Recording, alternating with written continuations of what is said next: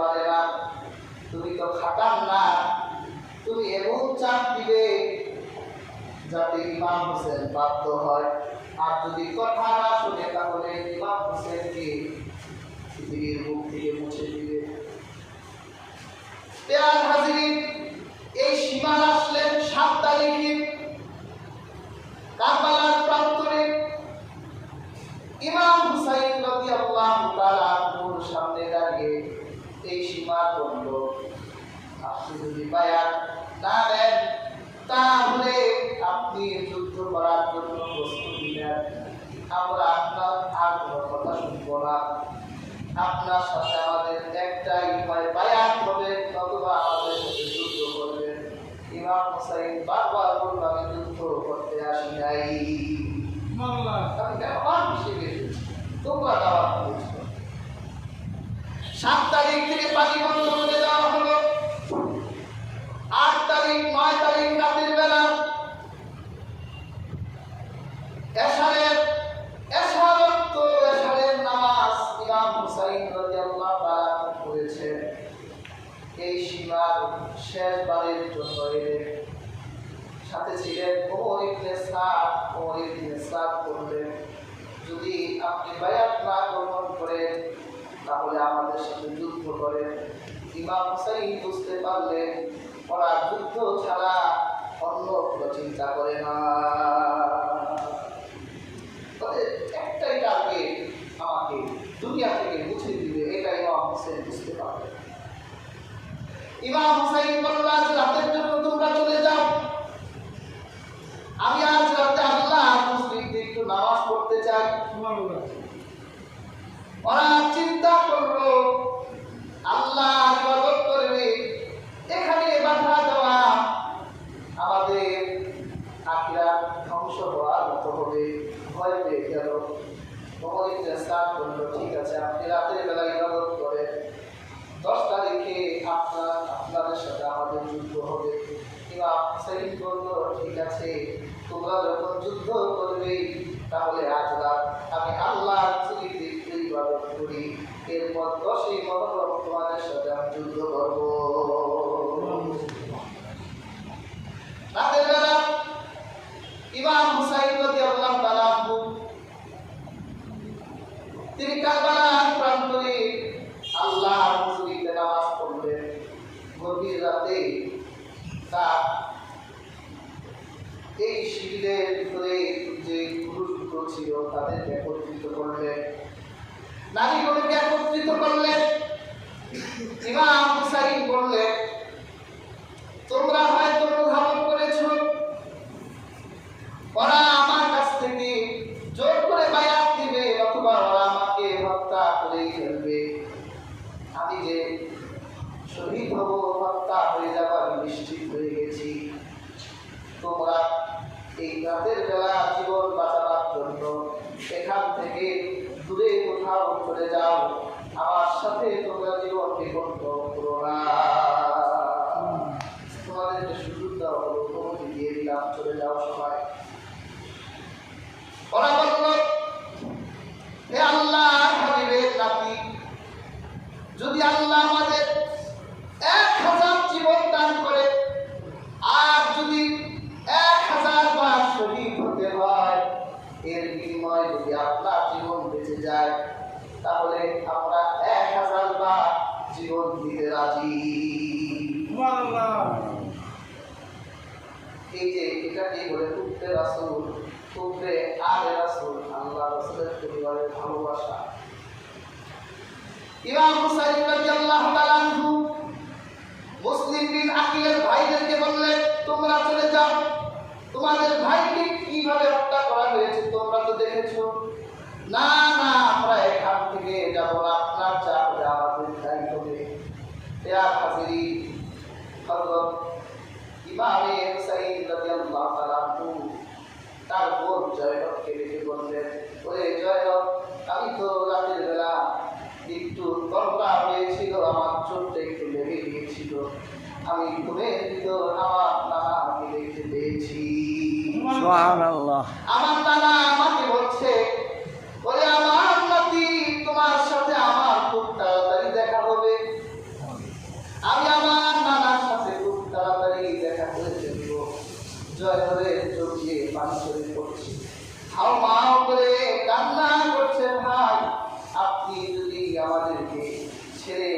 যান তাহলে আমাদের কি হবে? তোদের জয় হোক, কান্না করিস না, আমি তোদেরকে আল্লাহর কাছে রেখে গেলাম। বিয়ার হাজিরিন, অনেক বর্ণনা এসেছে তিনি রোজা রেখেছিলেন। সকালবেলা ইয়াজিদের বাহিনী, উবাইদুল্লাহ বিন জিয়াদের বাহিনী, হাজার হাজার বাহিনী একদিকে দাঁড়িয়ে আছে। 34 জন ঘোড়ায় বসা, 30 জন ঘোড়ায় বসা, 34 জন নিচে। এই 40 জন নিচে আর 34 জন ঘোড়ায় বসা, এই 74 জন মানুষ একদিকে, আর হাজার হাজার উবাইদুল্লাহ বিন জিয়াদের বাহিনী আরেকদিকে। 3 দিনের পানি বন্ধ তাদের, পানির তৃষ্ণায় বুকটা ফেলে যায় তাদের। এই মুহূর্তে দুই পক্ষ যখন সামনাসামনি, ইমাম হুসাইন রাদিয়াল্লাহু তাআলা তাদের সামনে হৃদয় স্পর্শে একটি ভাষণ দিয়েছিলেন, যুদ্ধ যাতে না হয়। তিনি তাদেরকে ডেকে বললেন, ওরে উবাইদুল্লাহ বিন জিয়াদের বাহিনীরা, ওরে আমর ইবনে সাদ, ওরে ওমর ইবনে সাদ, তোমরা কি আমার পরিচয় জানো? আমি কে? আনা ইবনু বিনতি নবীকুম, আমি তোমাদের নবীর মেয়ে ফাতেমার ছেলে। আমি, আমার বাবা হযরত আলী, আমার বাবা চাচা আবিদুস শুহাদা হযরত হামজা, আমার চাচা জাফর আল্লাহ জানে জান্নাতের ভিতরে 2টা ডানা দিয়েছে। আমি এমন এক খানদানের সন্তান, তোমরা যদি আমার শরীরে রক্ত ছড়াও তাহলে আল্লাহর সামনে তোমরা কিভাবে দাঁড়াবে তাকে একটা বারের জন্য চিন্তা করেছ? এই কথাটা শুনে বুঝে বুদ্ধি এসি যে প্রথম বাধা দিতে এসেছিল অত্যন্ত হয়ে গেছে। হায় রে, তার বিরুদ্ধে দাঁড়িয়েছি, এ তো আল্লাহর হাবিবের বাগানের ফুল। 30 জন মানুষ নিয়ে ইমাম হুসাইনের পক্ষে চলে গেলেন। ইমাম হুসাইনের কাছে মাপ চাইলেন, অন্যায় করে ফেলেছি। ইমাম হুসাইন বলল, তোমার মাফ করে দিলাম। আর হাজরিন, তখন এই দুর্বীর এজিদ ওই বাহিনীকে লক্ষ্য করে বলেছিল, তোমাদের লক্ষ্য করে আমি একটা কথা বলতে চাই। আমি তো ওই ফুরাতের দিকে ইহুদিদের পানি পান করতে দেখেছি, নাসারাদের পানি পান করতে দেখেছি, কত কুকুর পানি খেয়ে গেল, কত শিয়াল পানি খেয়ে গেল, কিন্তু আল্লাহর হাবিবের কলিজার টুকরা সন্তানগুলোরে, আমার নবীর পরিবারের মানুষগুলোরে একটা বিন্দু পানি দিবি না।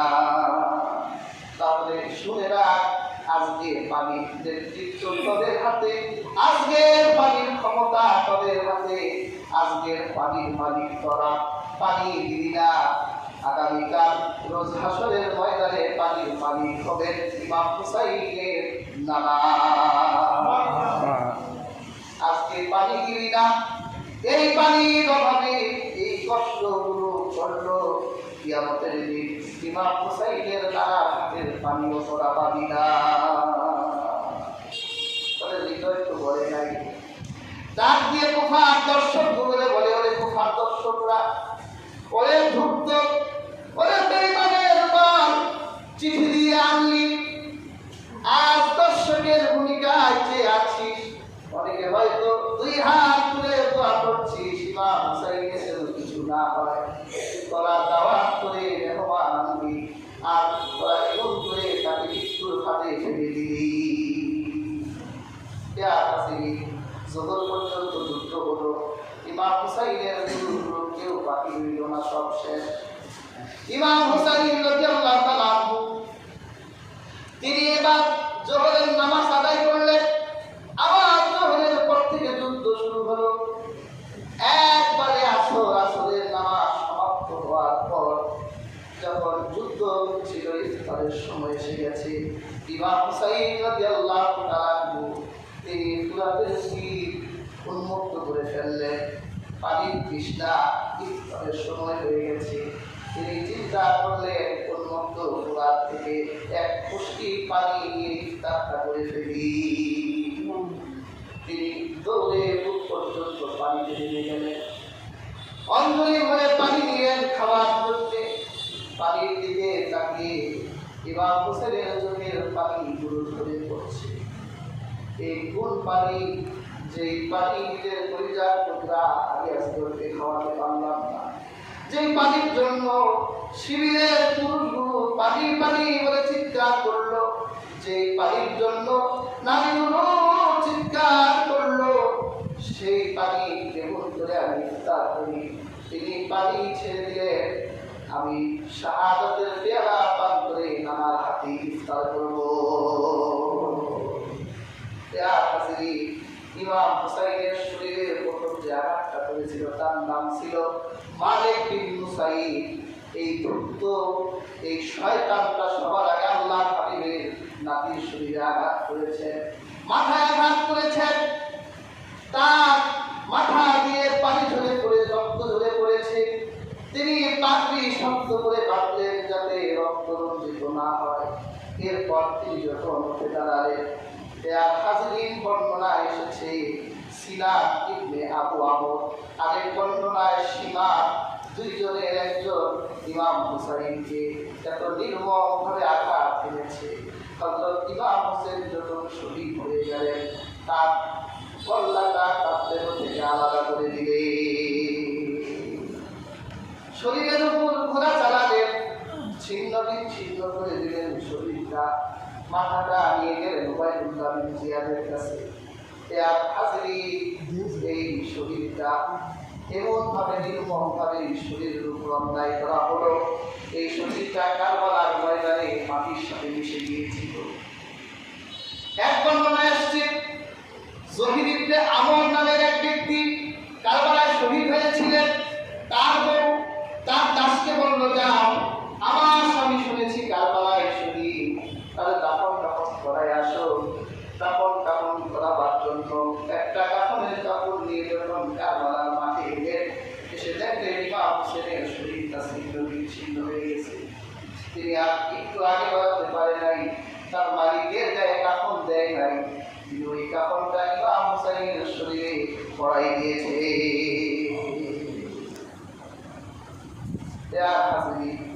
শেষ কথা আর বাড়াবো না। এই যে মানুষগুলো আল্লাহর হাবিবের নাতির গায়ে এরকম চরম নির্যাতন করলো, ইতিহাস সাক্ষী, তাদের প্রত্যেকের অপমৃত্যু হয়েছে। কেউ পৃথিবীতে শান্তি করে যেতে পারে নাই। উবাইদুল্লাহ বিন জিয়াদ ইয়াজিদের কাছে নিজের দাম বাড়াবার জন্য, নিজের সম্মান বাড়াবার জন্য তিনি ইমাম হুসাইনকে হত্যার নির্দেশ দিয়েছিলেন। কিন্তু 6 বছর পর মুহতাজ সাহাবী যখন এই কুফার সিংহাসনে বসেছিল, ইমাম হুসাইনের সাথে যে কয়জন মানুষ তার বিরুদ্ধে যুদ্ধ করেছিল, যে সব মানুষকে গলা কেটে হত্যা করেছে।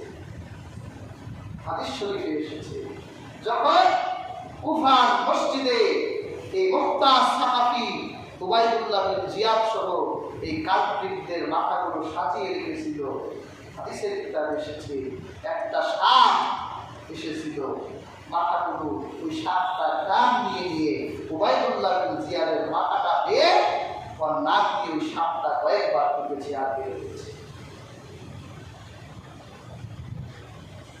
যারাই ইমাম হুসাইনের শরীরে আঘাত হয়েছিল, এই হত্যার সাথে যুক্ত ছিল, সবার অপমৃত্যু হয়েছে।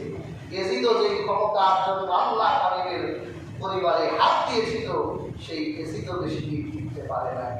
এই ইয়াজিদ প্রথম বছরে আল্লাহ হাবিবের পরিচয় টুকরাকে হত্যা করেছে, পরের বছর মদিনায় আক্রমণ করে গণহত্যা চালিয়েছে, নারীদের ইজ্জত নষ্ট করিয়েছে, এর পরের বছর মক্কায় আক্রমণ করেছে, আল্লাহ খানায় কাবার গেলামকে আগুন দিয়ে জ্বালিয়ে দিয়েছিল, এর পরের বছরই ইয়াজিদ দুনিয়া থেকে বিদায় নিয়েছে। কাজী হাজির ইতিহাস থেকে আমরা যা জানতে পারি, এই পৃথিবীর ক্ষমতা